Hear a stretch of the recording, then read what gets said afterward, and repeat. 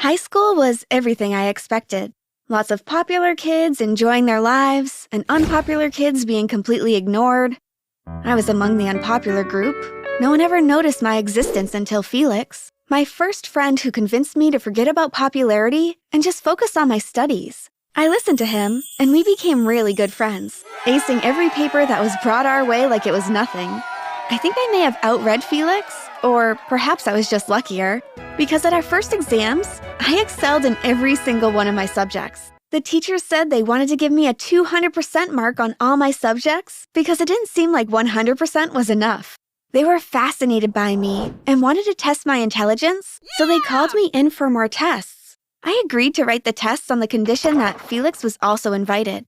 He was invited and we wrote the exams together, acing every paper that was thrown our way. The teachers couldn't believe it. Felix and I were bumped up 2 grades, and our lives changed forever.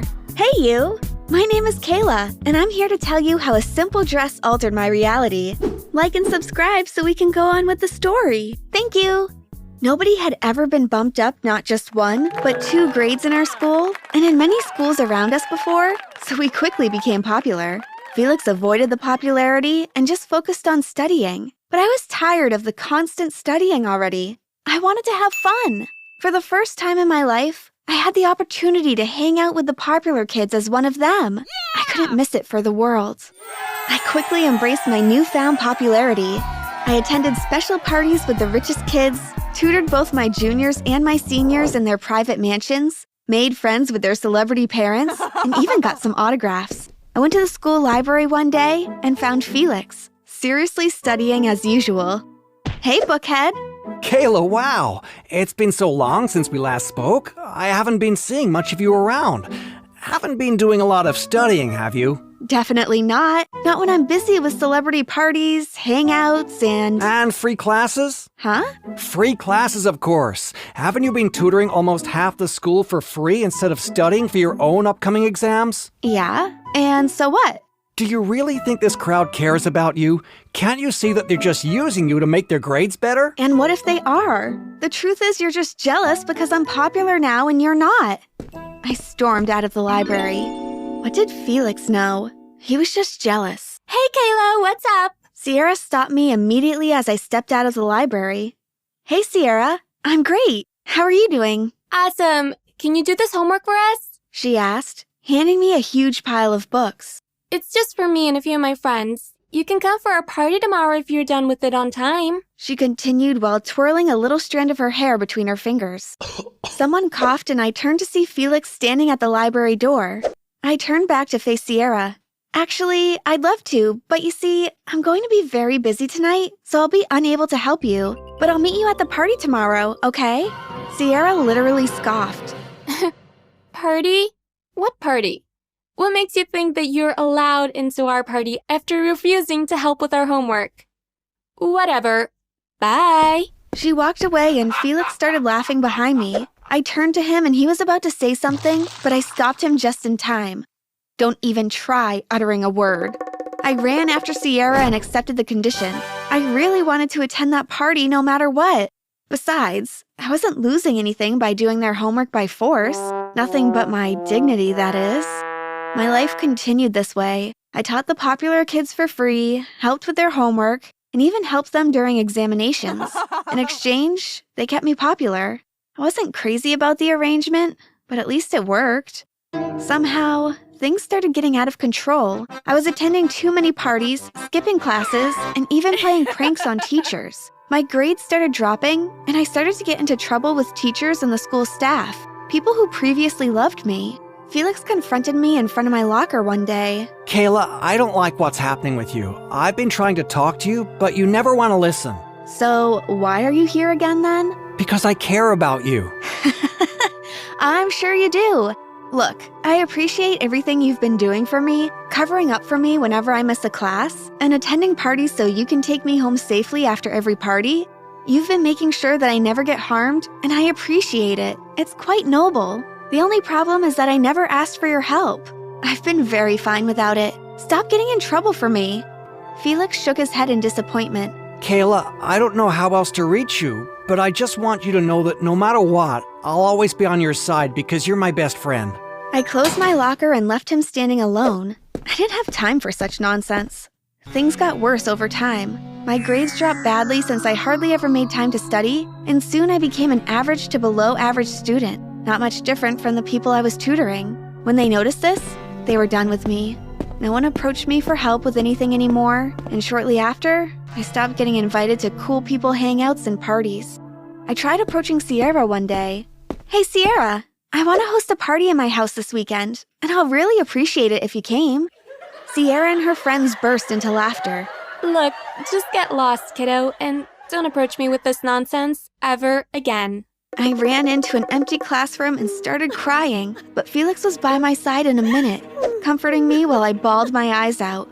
It's okay, Kayla. Let it all out. I just can't believe they do this to me when I gave them my all. I gave them everything. I know you did. I just don't know who I am anymore. Can I tell you?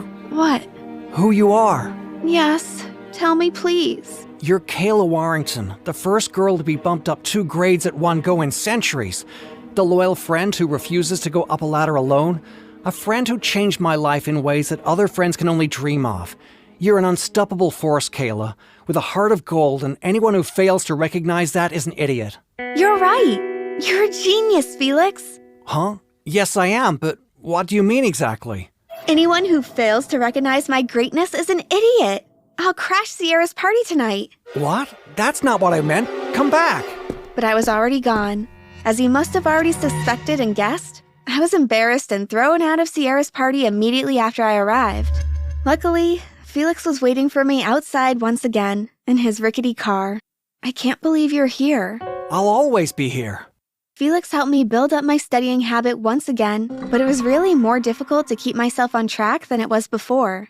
I remained an average student for some time, while I tried my best to get back my mojo. Felix didn't give up on me though. He did everything he could to help, and thanks to him, I was able to move up one step at a time. Over time, I tried my best to climb up the popularity ladder once again, but no matter what I did, I remained irrelevant, and this really affected my self-esteem. Felix always assured me that I was more than beautiful, but I didn't believe him. I continued looking down on myself. Prom finally arrived and I decided not to attend, but Felix and my parents kept trying to convince me. If you don't go to prom, I won't go either. And you know that prom has been my dream for a long time. Are you really going to allow me to miss it? Yes? Sweetheart, we've all been waiting to see you in a really pretty dress today. Please don't disappoint us, okay? I even have the perfect gown for you. It's the exact same gown that I wore for my first ever prom. Just like you. It will look great on you. Fine, let's see it. My mom ran into her room and dug out an old but beautiful short ball gown, and I had to agree with their compliments when I checked myself out in the mirror because I was almost blinded by my own beauty and reflection. There was something about the gown. Once I stepped into the hall, everyone was in awe of my beauty. Everyone, both boys and girls, started struggling to spend just a few seconds with me, and I gave just a few of them the pleasure to hang out with me. I was even crowned prom queen that night. I totally forgot about Felix and enjoyed my prom night, but when it was time to go, there he was once again, waiting for me in his car outside. I couldn't believe it. That guy was really something. We spent some time studying and hanging out over the long break before a new school year finally began. After my experience at the prom night, I was ready to face the school year head on. I knew that it was going to be my year. To my surprise, when I arrived at school, the exact opposite of my expectations happened. Instead of people being crazy about me and worshiping me like they did that night, everything just went back to normal, with people ignoring me once again. No one apart from Felix behaved like I existed. I went back home that night and put on the gown. I was weeping, so I hope that sleeping while wearing the gown will remind me of how I felt that night and comfort me somehow. When I went to school the next day, everything had changed again. The tides had turned in my favor once again, and everyone was back to worshiping me. At this point, I realized that these strange occurrences had nothing to do with me, but absolutely everything to do with that gown. The gown had some sort of magical power that it extended to me whenever I wore it. After this astounding realization, my magical prom gown became my magical nightwear. I wore it every night to sleep, and every new day was filled with one blessing or the other. Another school year passed and I became the most popular and beautiful girl in my high school. I completely forgot about Felix's existence, and he didn't try to force his way into my circle either. He just stayed away and monitored me from afar. It creeped me out. After 1 year of sleeping with a magical gown every single night, it started getting weak, making me panic badly. After just a few days of me noticing its growing weakness, it ripped into two on its own. It was almost like it was tired of me and wanted to get away. Not wanting to give up on the only thing that gave my life meaning, I took the gown to different tailors to try to fix it, but the more they tried, the more it tore, until it finally tore to shreds almost paper-like. On that fateful night, I cried as I went to bed, spreading the shredded gown all over my skin. I could feel it in my soul. I knew that there was no life in the gown. I knew its powers had faded. I pretended to be terribly sick and managed to avoid school for 1 week until my mother dragged me to the hospital. The doctor tested me and assured my mother that there was nothing wrong with me, and I was probably just avoiding school. You can't figure out what's wrong with me because it's not something you can see, and it's definitely not your area of expertise. Young woman, I can't believe you'll go to this extent to avoid school. I want you dressed bright and early, ready for school on Monday. I can't go to school, Mom. Yes, you can, and you will. My mom dragged me to school on Monday morning and made sure I entered my class. I got to school, and no one could even remember who I was or why I was talking to them. I tried to convince my parents to send me to a new school, but all my pleas fell on deaf ears. I really wanted to feel the way the gown made me feel once again, so I decided to pretend like I was wearing the gown whenever I was in school or anywhere else.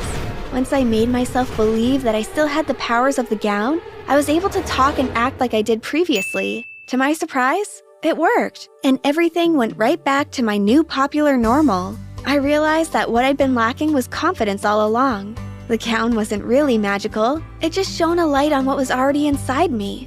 With my newfound confidence, I was also encouraged to read more, and my grades started getting back on track.